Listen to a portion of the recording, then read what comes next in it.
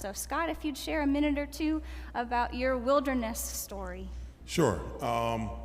December 27th, 1999, I lost my grandmother. She was awesome, and we were really, really tight.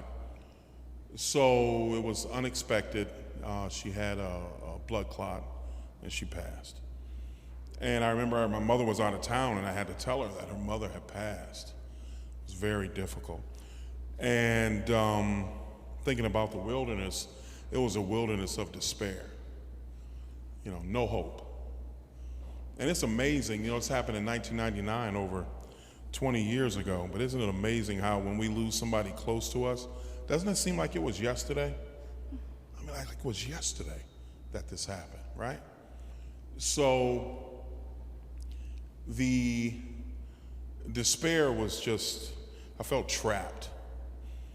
And I went home and prayed and was praying to the Lord, asking him why would you take my grandmother and things of that nature.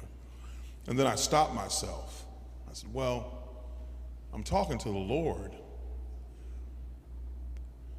who's here, but not physically where I can't touch the Lord, but I do believe he's here.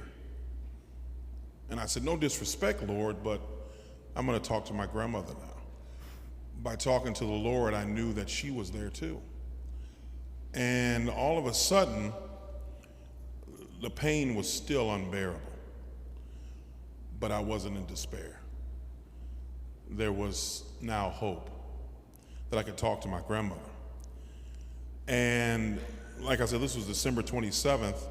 Fast forward almost a year later, on my birthday, and there was a plate for my birthday. Kim got me a plate. Maybe it was 2 years later.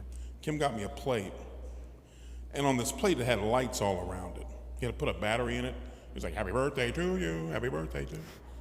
And so they had the plate there, and I'm like, oh, this is wonderful, Kim and I had just gotten married, and we're living in a condo, and so we had the cake, and then we put the plate in the sink, and we said, we'll wash it tomorrow. And took the battery out and went to bed. 2 o'clock that morning, we hear downstairs in the kitchen, happy birthday to you. And I sat up, and my wife's freaking out. And I said, oh, that's my grandmother. She's like, what? So we went downstairs, and she looked at the plate, and as we were going downstairs, the plate stopped singing. And then she picked up the plate, and there was no battery in it. I went back to bed. She stayed down there for a while.